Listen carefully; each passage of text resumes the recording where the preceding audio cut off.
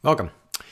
My name is Eric Ryan. I retired from the Marines in 2012, and along the way, I had experiences that nobody, no TAP class, no transition speaker had really prepared me for. I built this lecture specifically to address one of those experiences, and it deals with the federal tax system and what might happen to you as a transitioning, retiring military member during the first years after your retirement. This presentation is about the federal tax considerations for you as a military retiree, specifically in your first couple of years, why you might have a large tax liability when you go to file your taxes in the spring in the first 1 to 2 years after you retire. So the issue, after your retirement, you may be shocked. You may go file your taxes and have a very large deficit that you have to pay in the spring. So let's look at the contributing factors to that and maybe some solutions. The loss of the benefit that comes with your allowances, your housing allowance specifically. The fact that you'll probably make more money, that will obviously grow your tax liability, but that's not really the cause we're talking about here. What effect does your withholding play in that tax liability? And really the root cause issue, the progressive tax rates that will cause a large tax liability for you as a retiree when you go to file. And then we'll look at some of the solutions. So the first thing I pointed to was the tax advantage you get that comes with your military allowances. Specifically, basic allowance for housing is a big one, as well as basic allowance for subsistence. If you ever look at your statement of military compensation, you'll see that listed as a tax benefit. And that military compensation statement is designed to tell you what you would have to make if you left the military on that date. And I remember seeing it, it was several $1,000s, and I wondered if that was in fact real. And it is real. Per the U.S. Code, those allowances are not taxed. So if you look at an 05 in San Antonio making $130,000, and these are 2016 pay charts, comprised of basic pay, BAH at $2,200 per month, and BAS of $246 per month. Their tax bill is roughly $9,800. However, if they left the military on that date and made $130,000 on their W-2, their tax would actually go up to almost $17,000. So the fact that the Statement of Military Compensation cites that they're saving $7,000 is pretty accurate. So your tax bill is going to go up, and that's going to contribute some to this problem. The next piece is, are you going to make more? And probably so. You're going to retire. You're going to start drawing that 1099-R, which is your retirement pay, as well as a W-2 for a new job. So but I don't want to confuse that with the issue of a larger overall tax bill with the fact that you have a larger liability due in the spring when you go to file your taxes. Because in a typical household, if you had the proper level of withholding set, then in the spring, you're actually not going to owe much tax, and you may even see a refund. So what's really going on here? So what's the effect of the selected withholding rate? For a normal person who doesn't have multiple streams of income, perhaps they just have one W-2, if you're married with 2 dependents and you fill out married with 2 dependents on your W-4, the proper amount gets withheld and you should basically owe next to no tax and perhaps even get a refund. So you're going to have to fill that out, a W-4 for both your W-2s for those jobs as well as your 1099-R. And you're going to have to select married or single and how many dependents you have. Okay, so for withholding for your 1099-R, which is your retirement pay, you can actually do that online at any time. But when you start that next job, you're going to sit down with the employer and you're going to fill out your W-4. And this is where you're going to determine how much is withheld from your paycheck for federal taxes. And you're going to check single, married, and there's a worksheet you'll fill out to determine how many allowances. For example, married and 2 if you have 2 children. And that's going to determine how much comes out of your paycheck so that at the end of the day, next spring, you shouldn't owe much taxes. So what's gone wrong here? Well, at the heart of it, it's a progressive tax rate structure. Each of your W-2 issuers and your 1099-R, they only see that single pay and they assume that is all you're making. So it's not till the spring that you put all that income together and all of a sudden you're thrust into a much higher tax bracket. And what I'll end up showing you that for most of you, your withholding will not be enough to fix the problem. You're going to have to do something else. And so why is this addressed at you as a military retiree? Because most of you will grow your streams of income from 1 to 2 or even 2 to 3 if your spouse is working. So the more streams of income, the more W-2s, 1099 hours you have, the more this becomes a problem because it thrusts you into a higher and higher tax bracket.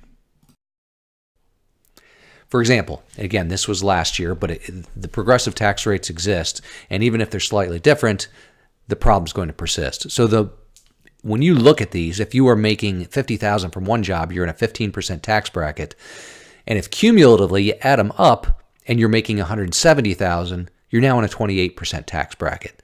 So your withholding is not correct, and I will show you that even if you select the highest withholding rate, you may not get where you need to be.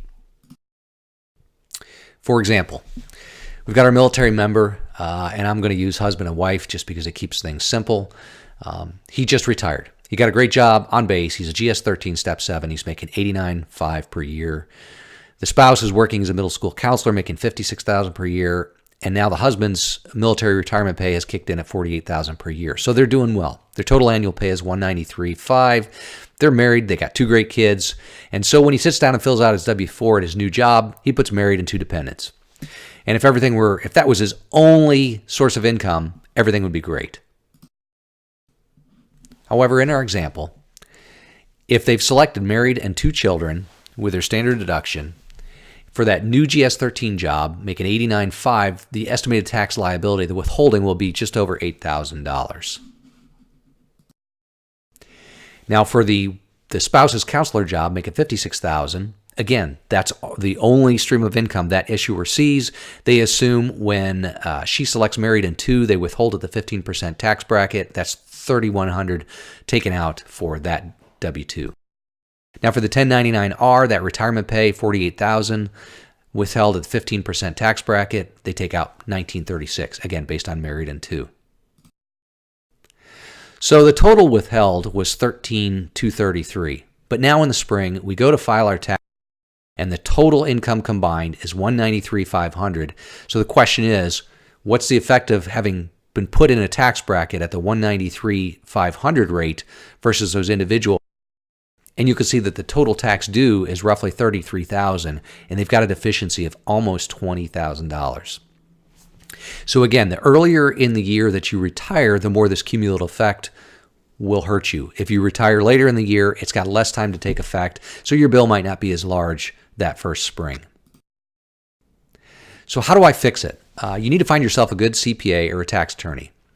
And I say good CPA, not just somebody that prepares returns, but a CPA that does tax strategy and planning. There are tax preparers, and I'll mention this in the conclusion. Tax preparers, and that's what they do, is you bring in your information, they prepare tax, and they do a great job.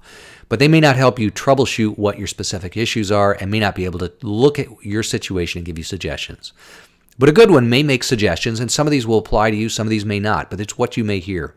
So you may increase withholding, going to a higher rate, and perhaps even applying an additional dollar amount. And I'll show you how to do that and what the effect may be. You may want to increase your 401k contributions. Charitable giving, perhaps, always a good thing, but will it have a tax effect? Maybe, maybe not. You may want to start a business, and other options may be unique to you, especially as a military retiree. So what if I increase my withholding to the highest rate? Is that going to solve the problem? It'll probably get you closer, but in some situations, it's not going to solve the problem. You're going to have to go on and find other solutions. So we're going to go back to our previous example and our retiree and see what effect that has on him.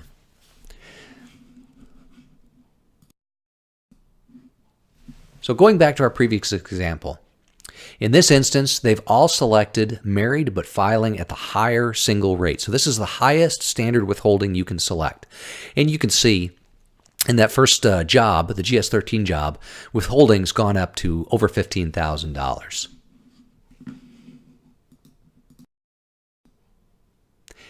And for the counselor job, the withholding's increased to over $7,000. And for the retirement pay, withholding's gone up to $5,178. So we closed in on that deficit. Again, total withheld was $27,800. And you can see that your deficiency has dropped to $5,000. So we haven't quite closed the gap. So what are some other options? And ideally, you'd like to reduce your overall tax bill while addressing the proper amount of withholding. So how might I just simply address it through extra withholding? Form, you'll notice, that comes with your W-4, and you can fill this out, and you can basically look to the lowest pay you've got. So what's the lowest W-2 or 1099 you have? You'll look to the highest pay. You'll come up with a number. You'll divide that by the number of pay cycles. Are you getting paid once per month, twice per month? And that's going to be a number that you then go fill in on your W-4, Block 6, and this will be an additional dollar amount. Maybe it's $50, maybe it's $100, maybe it's more, that comes out of each one of your paychecks. So that should close the gap on the withholding. But what are some of your other options if you don't want to basically give Uncle Sam your money? So a couple other options are 401k contributions and charitable giving. 401k contributions is always a good thing because you're saving for retirement and putting money away, especially if your employer is matching any amount. You definitely want to put that amount into your 401k. But putting money in your 401k will reduce your overall tax liability and save you money. So that's always a good option. As for charitable contributions, in 2018, we nearly doubled the standard deduction, so fewer people will itemize. I always encourage charitable contributions, but from a tax standpoint, it may or may not save you some money by reducing your tax liability. So if you go to see your CPA or your tax attorney, what other suggestions might they have? Starting a business. Per the IRS, if you ever look up Publication 587, it describes it pretty well, but you could start a home business, and that allows you to deduct a percentage of some of your home expenses, for example, electricity, water, all your other utilities. A percentage of that becomes deductible as a business expense. And that's one of the reasons people may encourage a small business that's run out of your home, because a home office allows you to deduct those expenses. Now, you can't use it forever to just constantly document losses and reduce your income. At some point, you're going to have to make money. So make sure you study it carefully and want to commit to it actually being a business. Other options are maybe things available to you as a retiring military member. For example, let's say you kept 2 or 3 or even one of your homes in a previous duty station. You're now renting it out. There's accelerated depreciation options called cost segregation. And again, seeing the proper CPA can help you with this. That will really help you reduce that tax liability by accelerating the depreciation on that home. So in conclusion, as a military retiree, you may see a large tax liability in that spring when you go to file either the first or second year, or perhaps both. Plan for it now, so when you go to file, you're not shocked by a large bill. If you need to, see a professional, somebody that can help guide you on tax strategy, how to minimize your tax income, as well as plan for a tax liability. Again, a tax preparer may or may not be able to help you. You've got to find somebody that can analyze your situation and come up with good tax strategy. So good luck. I hope this helps you.